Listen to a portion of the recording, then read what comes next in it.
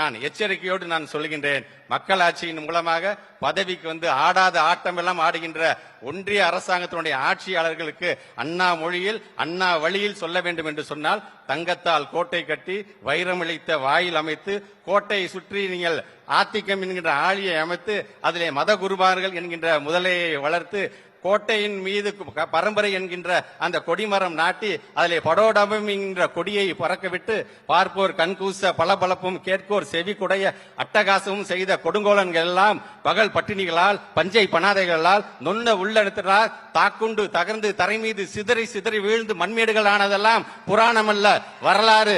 அந்த வரலாற்றினை நடைபெற இருக்கின்ற நாடாளுமன்ற தேர்தலில் இந்த இந்திய கூட்டணியை வழிநடத்தி கொண்டிருக்கின்ற மாண்புமிகு தமிழ்நாட்டு முதலமைச்சர்கள் படைப்பார்கள். எங்களுடைய இயக்க தலைவர் அவர்களே, இந்திய கூட்டணி நீங்க யாரை கை காட்டுகிறீங்களோ அவங்க தான் அடுத்த முதல்வர்ங்கிறாங்க. ஆனா இன்னைக்கு ஒட்டுமொத்த இந்தியாவும் தலைவரே நம்பர் 1 முதலமைச்சர் அவர்களே உங்களை நீட்டி கை நாட்டுகிறது.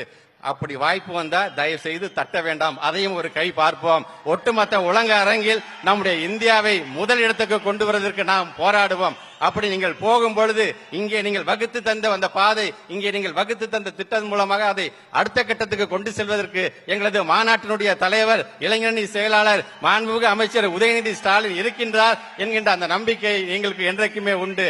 ஆக அந்த வகையிலே 3வது அத்தியாயத்தில் இருக்கின்ற 4 பேர், நம்பர் 1 நமது மாண்புமிகு தமிழ்நாட்டுடைய முதலமைச்சர், நம்பர் 2 திராவிட முன்னேற்ற கழகம் என்கிற நமது தாய் கழகம், நம்பர் 3 எங்களுடைய மாநாட்டுடைய தலைவர் இளைஞரணி செயலாளர், நம்பர் 4 சார்பணிகளாக இருந்தாலும் சாதனை படைக்கின்ற இளைஞருடைய தம்பிகள், நீங்கள் ஒவ்வொருவரும் தான் அந்த 4 பேரில் ஒருவர்.